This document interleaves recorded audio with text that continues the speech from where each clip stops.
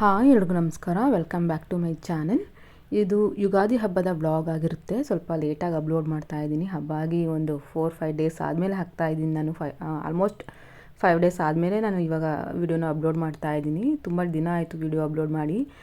Vlogging ಕೂಡ ಹಾಕ್ತಾ ಇಲ್ಲ, ಕುಕಿಂಗ್ ವ್ಲಾಗ್ ಕೂಡ ಹಾಕ್ತಾ ಇಲ್ಲ, ತುಂಬ ದಿನ ಆಯಿತು. ಇನ್ಮೇಲಿಂದ ಕಂಟಿನ್ಯೂ ಆಗಿ ವೀಡಿಯೋಸ್ ಹಾಕ್ತಾ ಇರ್ತೀನಿ.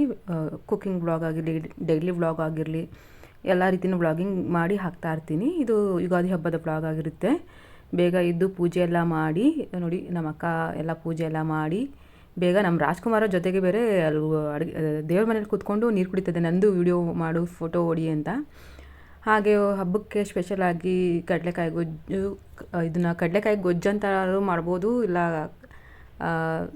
ಗ್ರೇವಿ ಟೈಪಲ್ ಆದರೂ ಮಾಡ್ಕೋಬೋದು. ಇದು ಆಲ್ರೆಡಿ ರೆಸಿಪಿ ನಾನು ಶೇರ್ ಮಾಡಿದ್ದೀನಿ, ಅದಕ್ಕೇನು ರೆಸಿಪಿನ ಶೇರ್ ಮಾಡಿಲ್ಲ. ಹಾಗೆ ಒಬ್ಬಟ್ಟು, ಅನ್ನ ಸಾಂಬಾರು, ಒಬ್ಬಟ್ಟು ಸಾಂಬಾರು ರೆಸಿಪಿ ಕೂಡ ಲಾಸ್ಟ್ ಟೈಮ್ ಶೇರ್ ಮಾಡಿದ್ದೀನಿ ನಾನು.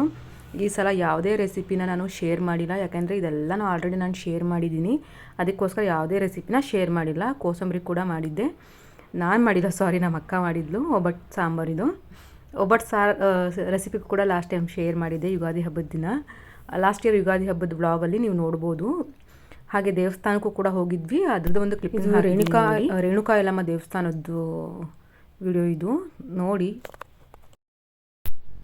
ಎಲ್ಲ ದೇವಸ್ಥಾನಕ್ಕೆ ಹೋಗಿ ಆಮೇಲೆ ಮನೆಗೆ ಬಂದ್ವಿ.